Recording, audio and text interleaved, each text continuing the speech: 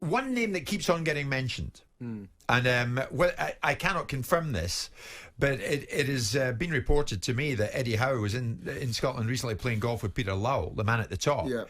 Eddie Howe, of course, on Monday Night Football the other night, is ready to take a job back in football. Would Eddie Howe be the man for Celtic?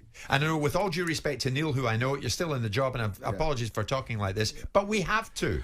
Would Howe be the man? Well, you're the Celtic fan. Would you want him? Well, for me, Trevor? it's an attractive candidate. He plays a great style brand of football.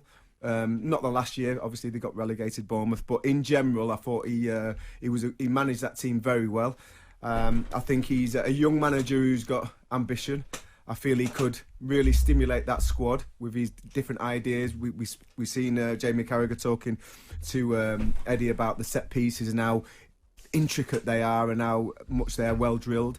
I feel he could do a good job if he went up there. The question is, has he got the kahunas to go north of Burnley? And this is what my problem is, because, you know, he went up to Burnley, he didn't last 2 minutes, he likes it on the south coast, he's got a family. Is he prepared to give that lifestyle up, go up north and try and achieve something amazing? But it is one of the... Ask Martin O'Neill. Ask Brendan Rodgers. My God, I mean, when you get the chance, as Gerrard was giving out Rangers, as these two that I've just mentioned were given at Celtic, when you get the chance to manage one of these two, huge. Surely, wherever you are living in the UK, it's a no-brainer. Yeah. And if Eddie does need a coach, he knows my number. Yeah. If you're up and away at Rangers... I heard that. Yeah, little plug there. If you're up and away at Rangers, you're Eddie Howe. You're Eddie Howe. Do you really want this? Do you really want to... I know what you're saying. You do. What do you are want you to saying? be... Hold on, let me finish what I was going to say, and then you can tell me what am I saying. You're on the cusp of Rangers being in real ascendancy again. Rangers, we are agreeing, have improved exponentially.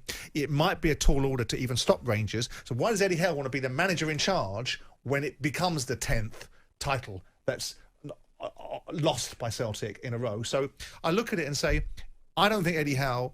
It's a massive job. I think coming from Bournemouth to Celtic and the expectations are vastly different.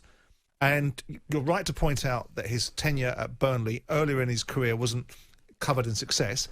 I wouldn't look at Eddie Howe as a really good candidate for Celtic to stop the current rot that's there. And that rot isn't that deep, it's a current. Yeah, but Simon, who could end up being the man who wins 10 in a row and turns it around. Yeah, he could. Who turns it around. But I know football managers. He could end up being the man who sends Gerrard packing. I also know football managers who look at it as a half-empty glass and say, hang on a second, I could be the manager in charge that was responsible for them not winning 10 in a row. Yeah, but the damage is almost already done, Simon. They're 11 points adrift.